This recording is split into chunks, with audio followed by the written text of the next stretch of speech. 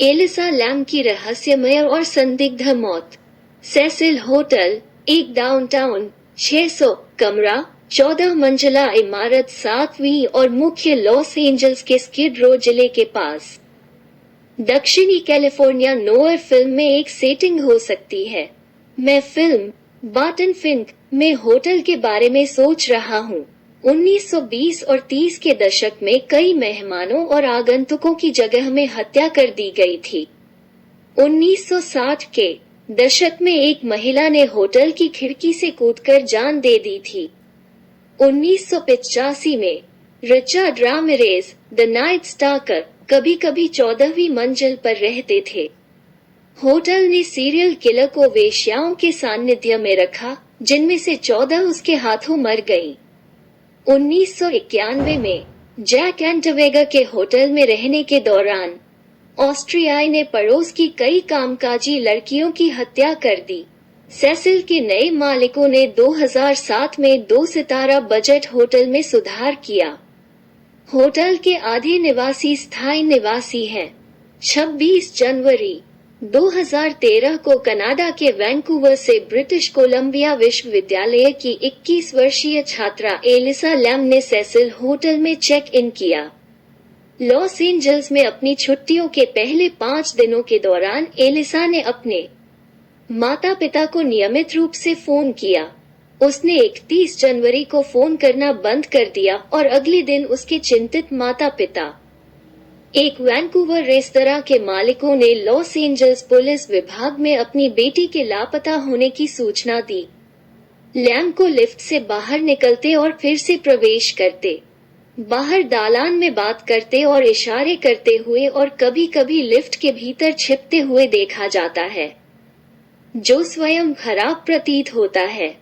CCTV में कैद उसके कार्यों ने उसके लापता होने और मृत्यु के बारे में कई सिद्धांतों को प्रेरित किया, जिसमें अटकलें शामिल हैं कि या तो उसकी हत्या कर दी गई थी, आत्महत्या से मृत्यु हो गई, या किसी प्रकार की असामान्य गतिविधि का अनुभव हुआ।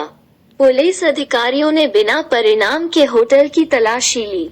निगरानी कैमरे के फुटेज की समीक्षा में जासूसों को होटल के लिफ्ट में खुद से खड़ी लापता महिला की 2 मिनट की क्लिप मिली। लैम को फर्श के सभी बटन दबाते हुए देखा गया। स्पष्ट रूप से निराश था कि लिफ्ट का दरवाजा बंद नहीं हुआ था। एक मिनट के लिए वो लॉबी या दालान में कदम रखने से पहले लिफ्ट के कोने में छिपी हुई लग रही थी। उन्हें लिफ्ट के ठीक बाहर इशारा करते हुए देखा गया था, जैसे कि वो किसी ऑफ कैमरा से बात कर रही हो। मंगलवार की सुबह 19 फरवरी 2013 को होटल की छत पर पानी के कम दबाव की शिकायत की जांच कर रहे एक रखरखाव कर्मचारी ने एक भयानक खोज की। होटल के पानी की आपूर्ति करने वाले 4 बेलनाकार टैंकों में से एक में उसे एक युवती का शव मिला। 2.5 हफ्ते से लाश हौज में तैर रही थी, जैसा कि संदेह था। अनुरक्षण कर्मी ने एलिसा लैम को ढूंढ निकाला था। सेसिल होटल के मेहमान शराब पी रहे थे, अपने दांतों को ब्रश कर रहे थे और सड़ी हुई लाश से दूषित पानी में स्नान कर रहे थे। रख रखाव करने वाले व्यक्ति की छत की खोज से पहले सप्ताह के दौरान अजीब स्वाद वाले पीने के पानी की ग्राहकों की शिकायतें थीं और एक काले स्प्रे के साथ बौछारें शुरू हुई। सेसिल होटल खुला रहा है, लेकिन लॉस एंजल्स काउंटी स्वास्थ्य विभाग द्वारा केवल फ्लश स्थिति में रखा गया है। शव की खोज के बाद शहर ने होटल के पीने के पानी में और अधिक क्लोरीन मिलाया। लैम के अवशेषों की बरामदगी के बाद $64 प्रति रात के होटल में जांच करने वाले मेहमानों को छूट पर हस्ताक्षर करने की आवश्यकता थी, जो उन्हें चेतावनी देते थे कि वे सेसिल में रह रहे हैं। उनका अपना जोखिम और जोखिम। लोग अभी भी चेक इन कर रहे थे।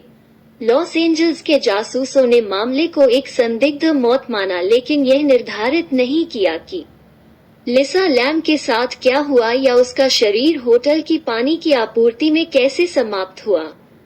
मुझे लगता है कि उसके कमरे में बेईमानी का कोई सबूत नहीं था। होटल की छत पर जाने के लिए एक बंद और अलार्म वाले दरवाजे तक पहुंचना पड़ता था। इमारत के शीर्ष पर जाने का एकमात्र दूसरा रास्ता आग से बचना है।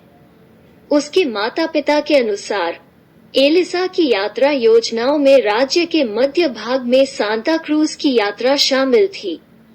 कोई नहीं जानता था कि सांता क्रूज अपने अवकाश यात्रा कार्यक्रम पर क्यों था। कुछ समाचार स्रोतों ने संकेत दिया कि युवती हल्का उदास रही होगी। 29 फरवरी 2013 को Los Angeles county medical examiner के कार्यालय के एक प्रवक्ता ने घोषणा की कि ऑटोप्सी ने एलिसा लैम की मौत के विशिष्ट कारण का खुलासा नहीं किया है। इसका मतलब है कि उसे गोली नहीं मारी गई थी, उसे कुचला नहीं गया था, छुरा घोंपा गया था या चाकू से मार दिया गया था। वो गला घोंटना या डूबना छोड़ गया। जाहिरा तौर पर फोरेंसिक पैथोलॉजिस्ट यह निर्धारित करने में असमर्थ था कि जब वो पानी में गई तो वो मर चुकी थी या जीवित थी। विषैले परीक्षणों ने निर्धारित किया कि लैम ने हाल ही में शराब या मनोरंजक दवाओं का सेवन नहीं किया था। उसके सिस्टम में अवसाद और द्विध्रुवी विकार के लिए निर्धारित एंटी डिप्रेसेंट दवा थी। Los Angeles county medical examiner के कार्यालय ने 20 जून 2013 को घोषणा की कि एलिसा लैम की मृत्यु एक दुर्घटना थी। वास्तव में छत पर बने पानी के टैंक में कोई गलती से कैसे डूब जाता है? क्या किसी गवाह ने लैम को होटल की छत पर देखा था? क्या वो टैंक में तैर रही थी? इस फैसले का कोई मतलब नहीं था।